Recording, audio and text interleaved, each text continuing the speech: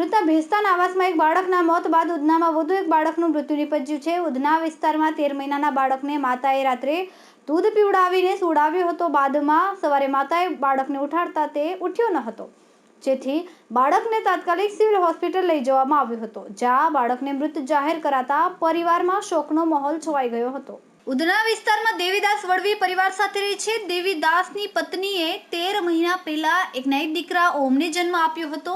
3-4 દિવસથી ઓમને તાવ સહિત થોડીક બીમારી હતી, જો કે તેને હોસ્પિટલમાંથી દવા લઈને આવતા સારું થઈ ગયું હતું। ગત રાત્રે માતાએ ઓમને દૂધ પીવડાવ્યું હતું અને ત્યારબાદ તેને સુવડાવી દીધો હતો। સવારે જ્યારે માતા ઉઠી તો દીકરાને ઉઠાડવાનો પ્રયાસ કર્યો હતો, જો કે ઓમ ન ઉઠ્યો હતો, જેથી પતિ સહિતના પરિવારને જાણ કરી હતી। ત્યારબાદ પિતા દીકરાને લઈને હોસ્પિટલ ગયા હતા, જ્યાં ફરજ પરના તબીબે ઓમને મૃત જાહેર કર્યો હતો। એકના એક દીકરાના અચાનક મોતના પગલે પરિવારમાં શોકનો માહોલ છવાઈ ગયો છે।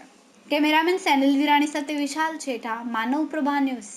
અમારા વિડીયોની નવી અપડેટ મેળવવા માટે સબસ્ક્રાઇબ કરો માનવ પ્રભા ન્યૂઝ ચેનલને, બેલ આઇકન ક્લિક કરો લેટેસ્ટ વિડીયો સૌથી પહેલા મેળવવા માટે।